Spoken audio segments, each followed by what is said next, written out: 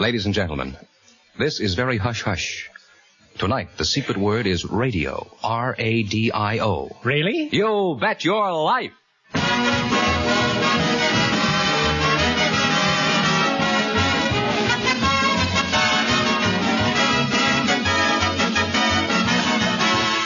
The more than 3,000 DeSoto Plymouth dealers of America present Groucho Marx in You Bet Your Life, the comedy quiz series produced and transcribed from Hollywood. And here he is, the one, the only... Oh, you can do better than that. Oh, that's me, Groucho Marx.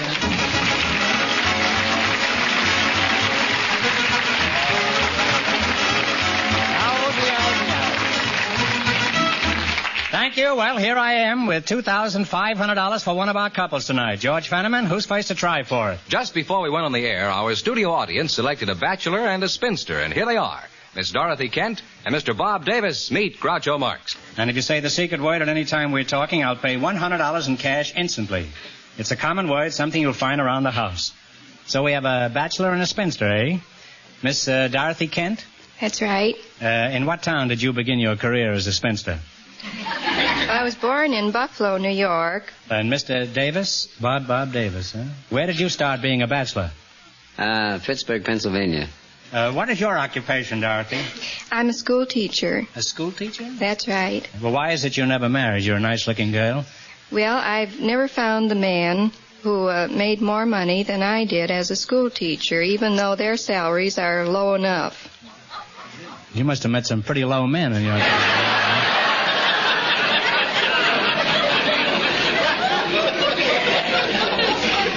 Would you think it too impertinent if I asked you how old you were, Dorothy? No, I'm 43. Well, you don't look it. You look about 33. Thank you very much. What about me? And Bob? How old are you, Bob? Well, I'm approaching the half-century mark. You have, huh? Which century? The half. And why haven't you married? Well, Mr. Davis? I just want to take my time. I don't want to rush into things. Seriously, thank you. Well, frankly, you haven't been acting like a jet plane so far. How long do you think a man should know a girl before he takes any serious steps? Oh, I'd say about 2 or 3 years. You think people should wait 2 or 3 years before they get married? No, before they get engaged. Well, you're pretty near the slowest man I ever met. Are you sure you're not a statue from Pershing Square? Will you turn around? I want to see if there's a pigeon on you. Now, Dorothy, how would a marriage-minded woman like you encourage a creeping Casanova like him to pop the question? Well, I think one way would be to flatter him, or perhaps find his weakness. Well, you have a weakness, Bob, that you would care to discuss? No. In addition to rushing headlong into everything. Now, Bob, what sort of work do you do? Well, right now I'm in between jobs. I've done a lot of selling, and I'm just sort of looking into television. Oh, you're going to sell the sets, huh? Well, I don't know. I'm just looking into it. Mm-hmm. Well, you keep looking into it. All the sets will be sold by the time you... Well, in other words, at the moment, you're at leisure. Is that right? I fool around a little bit with radio.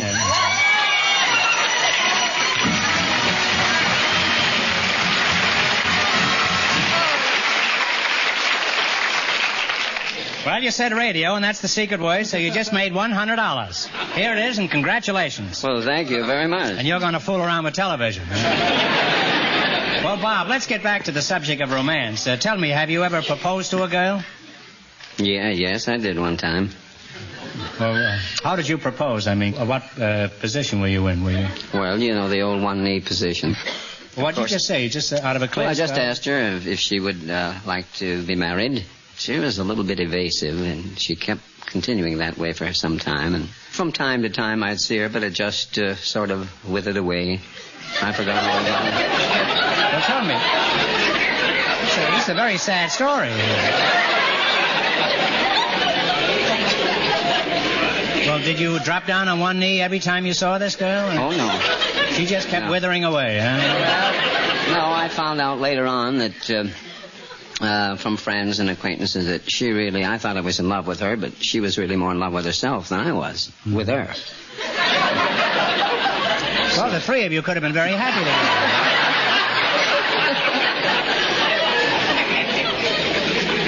Now, what qualities do you think a woman should have in order to be eligible for your affections? You're a fine-looking broth of a boy. Well, I think she should be kind and considerate, fairly intelligent, and above all, a good sense of humor. That's important. Oh, very important, yeah. Would you say you had a good sense of humor, Dorothy? Yeah? I think I have. Well, let's find out. Tell us a joke, huh? Any old joke that happens to be kicking around. I don't care, Dorothy, huh? Just remember you're on the air, that's all. Perhaps you've heard about the deep-sea diver who met a mermaid, and he was so polite to her that he died. No, that's...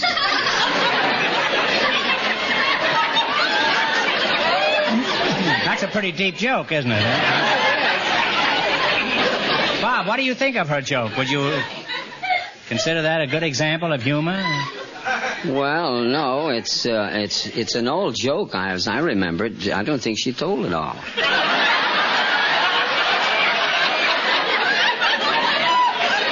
Well, it seems to me it was kind of short. Would you mind telling us the balance of it, huh? Well, as I remember it, it's a deep-sea diver met a mermaid, and he died because he dipped his head.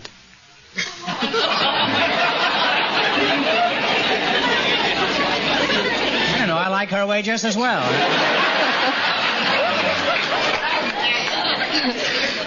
See, your way, you know there's no joke. With her way, there's always a little uncertainty about it. Huh? I don't know why you two don't get married. Between you could go around telling jokes together. You could be another Burns and Allen. Well, it's all settled. We're all ready for the ceremony. You ready, Bob? Huh? Oh, don't rush me.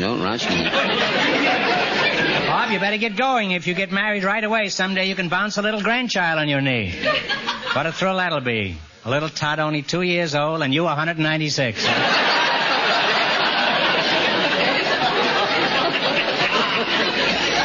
Well, you're a charming and amiable couple.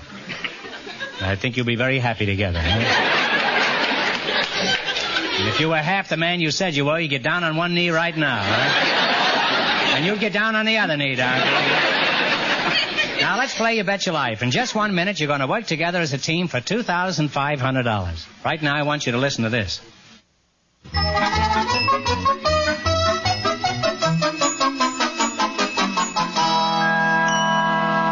Let's see how well you two will do in the quiz. Fenneman, tell them how to play You Bet Your Life. Each of our three couples has $20. They bet as much of that 20 as they want on each of 4 questions. The couple that earns the most money gets a chance at the $2,500 question at the end of the show. Our other 2 couples are in a waiting room off stage, so they don't know what's happening out here. Here we go. Let's see how high I can build you $20. What question category did you select? Cities on the Great Lakes. That's right. Now, here's your first question. You have $20. How much will you try? 10. On what lake is the city of Cleveland? Lake Erie. Lake Erie is right. And we're off to a good start with $30. Remember, this is chicken feed. What you're going after is that $2,500. Now, how much of your $30 will you try? 25. I think that would be all right. On what Great Lake is the city of Gary? Lake Michigan. Lake Michigan is right. They're climbing now. They have $55. All right, you have $55, and here is your third question. How much are you going to bet? All right. 55. 55, huh? On what lake is the city of Rochester? Rochester, New York is on Lake Ontario. Lake Ontario is correct. They're really on their way. They have $110. Say, Dorothy, you got yourself a pretty hot potato here. I think so, too. I haven't heard a peep out of you yet, huh? You got $110. Now, here's your last chance to beat the other couples. How much of the $110 will you risk? 110. 110. 110. This is Diamond Jim Brady. On what great lake is the city of Sandusky?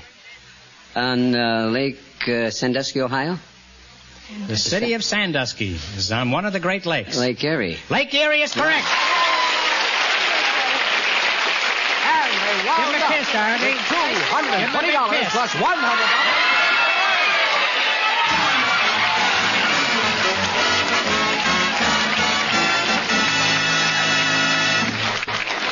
Thanks and good luck. Don't sneak away now. They'll be married by 10 o'clock, these two. Now, don't sneak away. You still have a chance at the big question. Our next couple has been in a waiting room off stage, Groucho, so they don't know the secret word is radio. Just before we went on the air, our studio audience selected a baker and a housewife, and here they come. Mrs. Etta Daly and Baker Luther McCann meet Groucho Marx. And if you say the secret word at any time we're talking, I'll hand over $100 in cash instantly. It's a common word, something you'll find around the house. Mrs. Etta Daly, huh? That's right. How long have you been a housewife? As long as I've been married. Gonna have trouble with her, I can see. What does your husband do, Mrs. Daly? Well, right now he's training horses. He's given them their basic training, and in April he's going to take 2 of them to the track. But Basic training? Mm-hmm. That's right. Are they in the service? How did you meet your husband? Well, this was back east, and he was a furnace man. He was putting a furnace in our house, but he was working up in the, putting the ventilator in over the dining room. And while we were sitting there eating, he slipped on the rafter and he came right through the ceiling. It was a little house anyway. Well, he fell for you, huh? Well, I don't see the connection between putting a ventilator in the attic and you're getting married, huh? Well, at the time I was engaged to somebody else, and after I met Melvin, What happened to the other fellow? He disappeared in thin air. Just withered away, huh? I didn't care what happened to him. This is a big night for withering tonight. How many children do you have with this finest man? One nice little girl, 9 years old. Is she as cute as you? Cuter. Cuter? Oh, pretty snappy-looking gal there. Oh, I bet you tell that to all the girls.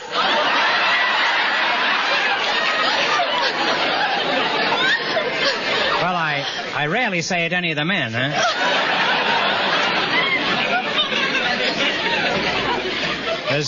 Does your husband help you around the house, Etta? He's very nice and helpful. He gets the breakfast in the morning while I'm getting my little girl's lunch.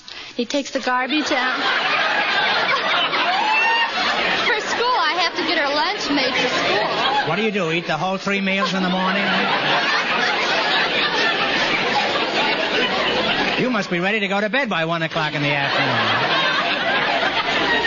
Well, I'm glad that day is over. Luther McCann, I've been kind of neglecting you here. Are you married, Luther? Yes, sir. Mm-hmm. So you're a baker, huh? That's right. Well, tell me, Pumpernickel, exactly where do you do your baking, huh?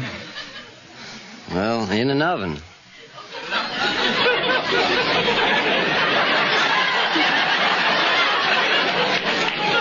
I didn't think you did it in a manhole. I mean, what bakery? Well, I'm with Humphrey's Bakery at the Farmer's Market, 3rd and Fairfax. Mm-hmm. Tell me, Apple Dumpling, do you help your wife? Around the house? No. Why not? You're too busy bending over a hot stove, huh? I work nights most of the time. Too busy sleeping. You ought to eat some of your yeast cakes, then you could rise in the morning, huh? I just read a very revealing book about cookies. It's called Let 'Em Eat Cheesecake by Earl Wilson. Unfortunately, you can't get that kind of cheesecake in a bakery. Although they have some nice cookies there, huh? Now, what's the most popular pastry you bake, Luther? Well, most people sort of go in for those chocolate eclairs and those whipped cream and cream puffs. Mm-hmm. Pretty nice. What's your recipe for chocolate eclairs? Well, the eclair base is with water and shortening, And then you cook that together, and then you add your eggs and a little milk along with a little powdered ammonia to give them that blowed-up effect. I get that after I eat them, huh?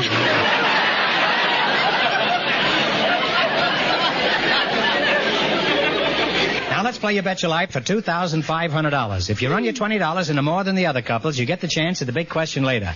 Fenneman's off stage to remind our listeners how much the first couple earned. The bachelor and the spinster won $220. Here we go. Let's see how high I can build you $20. What question category did you select?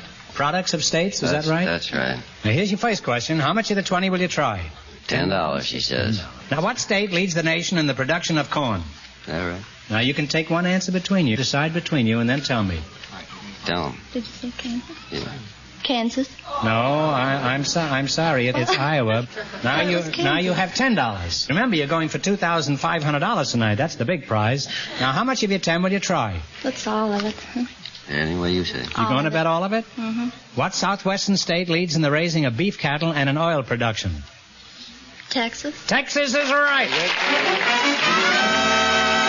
And now they're on their way. They have $20. Now you have $20. Here's your third question. How much will you bet? Let's bet all of it. Oh, just bet 25. You might be. Well, You only have 20. How can you bet 20? Thought you said 30. Okay, You're not going down to the bank and borrow 5, are you? Why don't you bet 30 while you're at it, huh? All right, take a Let's chance. bet it all. You're going to bet $20? What state makes more automobiles than any other state? Michigan. Michigan is right. They're climbing now. They have $40. You're climbing high up here. You've got $40, and here's your last chance to beat the other couples. How much of the 40 will you try? All of it. Now you can bet 30 if you want to. You're going to bet 40? Lady says all of it. Shoot it. Was that all right That's with you? okay with me. What is the leading coal mining state in the nation? Coal mining. Coal mining. Pennsylvania, I think. Pennsylvania. No, I'm sorry. It's West Virginia. Oh. West Virginia. And you lost all your money, and we can't have that, so I'll give you one more chance. Answer this question correctly, and you'll win $10. And please, no help from the audience. Are you ready? Think hard now. Who is buried in Grant's tomb? Grant, but I wish I General was. Grant is right.